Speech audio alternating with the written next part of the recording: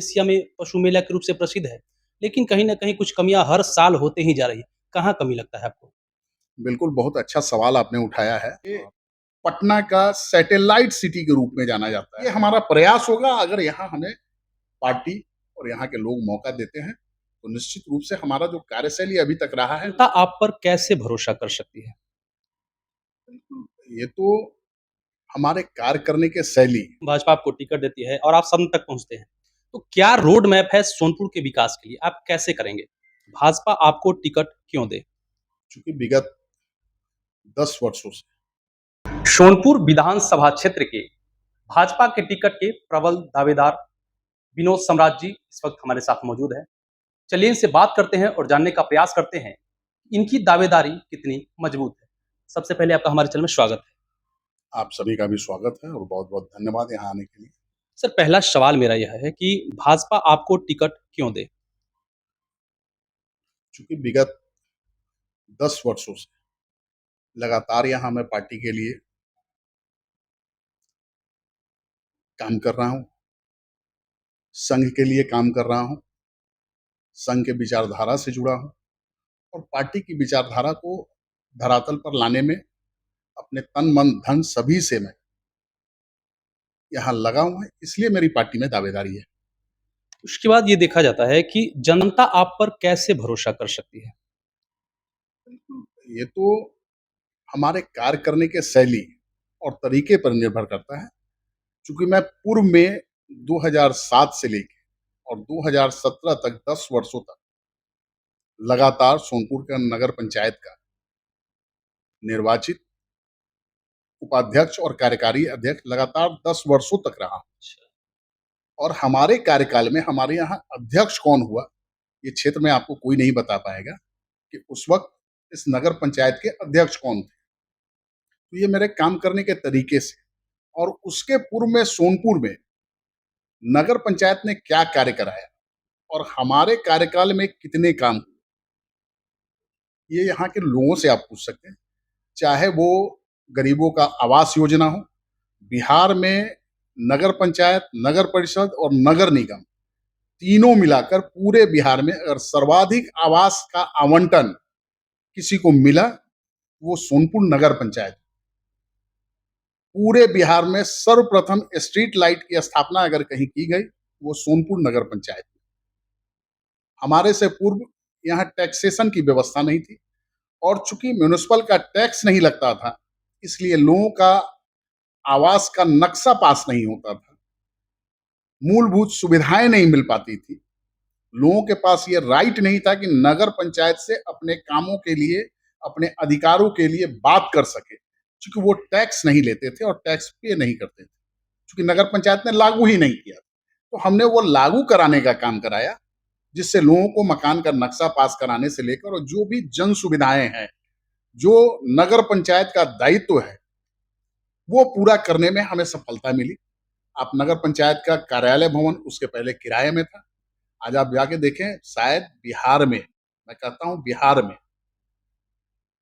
ऐसा नगर पंचायत का कार्यालय और भवन आपको पूरे बिहार में नहीं मिलेगा। ये उदाहरण है। अच्छा इसके बाद यदि भाजपा आपको टिकट देती है और आप सदन तक पहुँचते हैं, तो क्या रोड मैप है सोनपुर के विकास के लिए? आप कैसे करेंगे? बिल्कुल, अभी बहुत सारी आवश्यकताएं जो है यहाँ की पूरी नहीं हो पाई।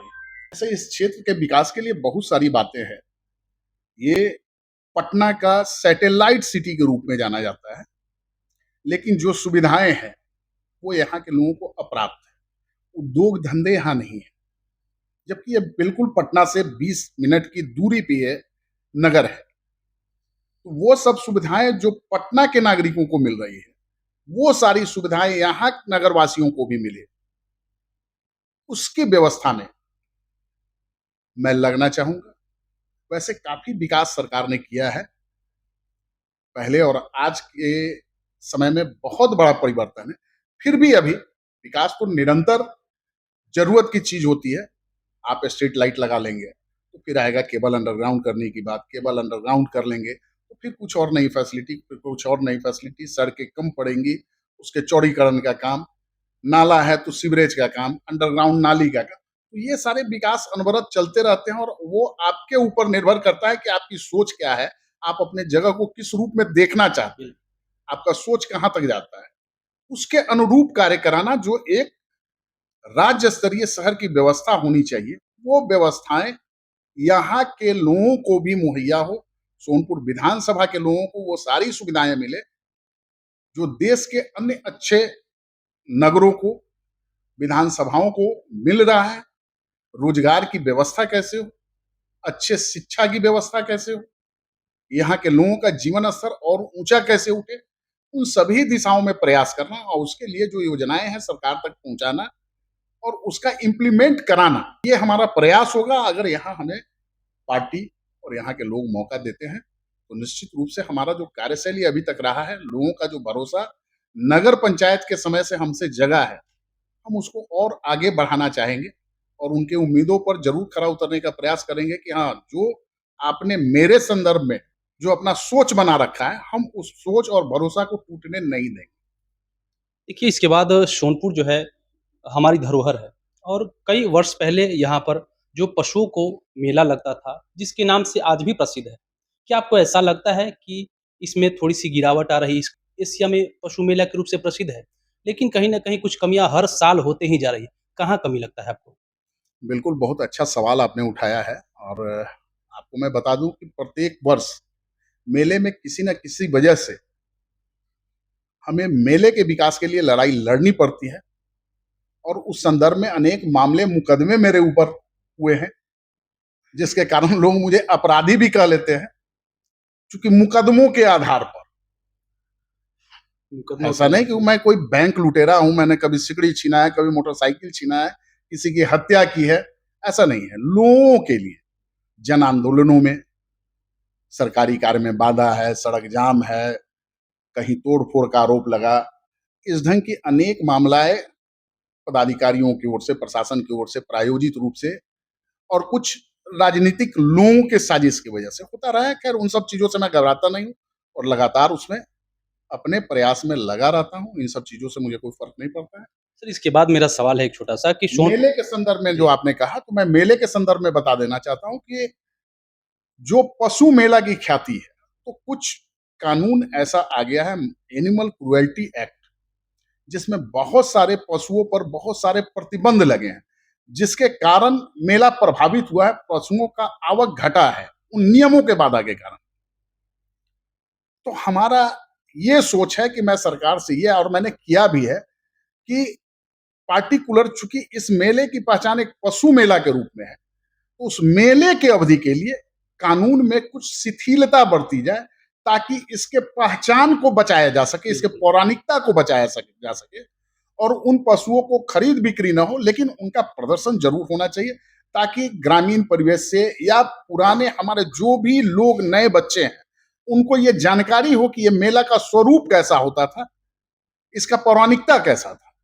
उसमें हम लोग बहुत हद तक सफल भी हुए हैं और आज के डेट में ये पहले राजस्व मेला के रूप में होता था, आज इसको पर्यटन ने लिया है, बहुत बड़ा बदलाव आया है और हम लोगों का मांग है आगे के लिए, भाई सोनपुर मेले को ट्रेड फेयर के रूप में कन्वर्ट किया जाए।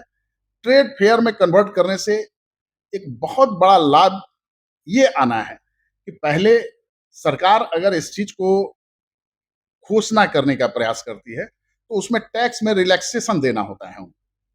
ये ट्रेड फेयर का सबसे बड़ा फंडा है और सबसे बड़ा क्राइटेरिया है कि स्टेट गवर्नमेंट को उसमें रिबेट देना होता है। तो हमारे पास एक बहुत अच्छा प्लान भी है और सरकार को हमने भेजा भी है कि भाई आप इसको ट्रेड फेयर में कन्वर्ट करें। इसका लाभ ये होगा कि ट्रेड फेयर घोषित करने के साथ आप 2%, 3% या 4% जो भी टैक्स में रिलैक्सेशन देंगे, तो बड़ी बड़ी कंपनियां पूरे देश से, कॉरपोरेट सेक्टर हमारे इस क्षेत्र में उस टैक्स का लाभ लेने के लिए आएगी। अपना एग्जीबिशन लगाइए, एग्जीबिशन लगाएगी, अपने स्टॉल लगाएगी, अपने सेल काउंटर लगाएगी और यहां से जो वो बिक्री करेगी उसका टैक्स सरकार को मिलेगा, जो आज तक सरकार को मेले से कोई इनकम जनरेट नहीं होता है। और ये रिलैक्सेशन देने से हमें नहीं लगता है कि सरकार के सेहत में कोई फर्क पड़ेगा, उल्टा वैसी कंपनियां पूरे देश की यहां इकट्ठी होंगी और वो हमारे सरकार को कुछ देके जाएगी। हमारे यहाँ एम्प्लॉयमेंट जनरेट होगा, जितनी कंपनियां आएंगी उसको लोकल हैंड्स की आवश्यकता होगी। तो हमारे आसपास के इलाके के जो भी बच्चे हैं, किसी का गार्ड में नौकरी होगा, जो कंप्यूटर स्किल्ड होगा उसका कंप्यूटर सेक्टर में होगा, कोई मैकेनिकल ट्रेड से होगा, कोई हैंगर बनाने वाला होगा, कोई स्टॉल बनाने वाला होगा, कोई मार्केटिंग डिवीजन देखने वाला होगा, तो वो एम्प्लॉयमेंट यहाँ बच्चों को मिलेगा। कॉन्टैक्ट्स यहाँ के बच्चों का डेवलप होगा, यहाँ के लोगों का डेवलप होगा, देश विदेश के लोगों से डेवलप होगा। उसका परिणाम होगा कि उन बच्चों का पूरे देश में एम्प्लॉयमेंट होगा, सरकार को रेवेन्यू मिलेगी और यहाँ जगह कम पड़ जाएगी स्टॉल के लिए। सरकार को उसके विस्तार के लिए सोचना पड़ेगा। तो ये प्रपोजल है, ये सब योजनाएं हैं और उसकी प्रयास होगी। इसलिए इसके बाद देखा जाता है सर कि इस बार जो है सोनपुर के जो दक्षिण साइड का क्षेत्र है जिसे सबलपुर दियारा, राहड़ दियारा कहा जाता है, इस बार भी कई सारे गांव जो है वह गंगा की गोद में समा गए, लोग विस्थापित होने को मजबूर हो गए। आखिर इस पर आपका विजन जानना चाहेंगे कि कैसे इसको रोका जा सकता है इस प्रकार से कटाव, क्योंकि इस प्रकार से यदि हर साल कटते आ गया तो वह दिन दूर नहीं जबकि पूरा यह इलाका नक्शे से मिट सकता है। बिल्कुल, ये बड़ा दुखद घटना प्रत्येक वर्ष होती है और पूर्व से इस सरकार में तो कई एक बार कटाव रोधी व्यवस्था करने का प्रयास भी किया गया, लेकिन उसका परिणाम बहुत अच्छा नहीं निकला। मैं आपको बता दूं, एक आपकी जानकारी के लिए, कि विगत 5 वर्षों से हमारे स्थानीय सांसद जो हैं राजीव प्रताप रूढ़ी जी, उनका एक बड़ा योजना सबलपुर दियारा के कटाव को रोकने के संदर्भ में चल रहा था, जो भारत सरकार से मंजूर हो चुका है योजना। उसमें काली घाट से लेकर एक रिंग रोड बनाने का योजना स्वीकृत हुआ है, जो जेपी सेतु तक जाएगा, 4 लेन सड़क के साथ। जैसे आप गंगा नदी के उस पार में मैरिन ड्राइव देख रहे हैं, वैसे सोनपुर दियारे के लिए मैरिन ड्राइव टाइप का एक रोड जेपी सेतु से काली घाट तक बनाने का प्रस्ताव पारित हुआ है। जगह जगह पर उसमें घाट बनना है। इसके लिए हमारे सांसद विगत 5 वर्षों से लगे हुए थे कि उसका परमानेंट सॉल्यूशन क्या हो, और जब सड़क बन जाएगी तो वो मेंटेनेंस रेगुलर होगा, सरकार की निगाह में वो बराबर रहेगी, और कई 100 करोड़ का योजना स्वीकृत हुआ है। तो आने वाले 2-4 वर्षों में हमको लगता है कि उसका परमानेंट निदान सरकार के स्तर से और हमारे स्थानीय सांसद के स्तर से उसका निदान हो गया है। अब उसका इम्प्लीमेंट कितना जल्दी होता है ये देखना है। चलिए लास्ट आपसे सवाल है कि आप सोनपुर की जनता से वोट के लिए क्या अपील करना चाहेंगे? बिल्कुल, वोट के लिए यही अपील करेंगे कि आप एनडीए को वोट दें, प्रत्याशी चाहे जो हो।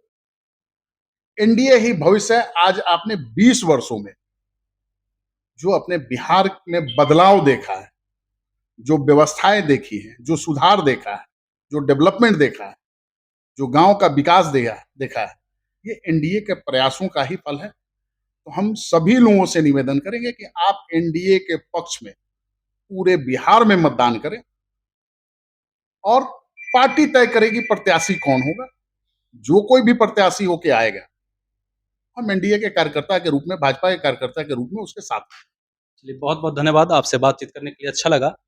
बाकी विनोद सम्राट जी के बारे में क्या राय रखते हैं इस वीडियो को लेकर के, चुनाव को लेकर के, बिहार विधानसभा, इन सब चीज़ों को लेकर के आप अपनी राय, अपनी प्रतिक्रिया कमेंट बॉक्स में जरूर दें। मिलेंगे किसी अगले विजुअल वीडियो के साथ, तब तक के लिए जय हिंद, जय बिहार।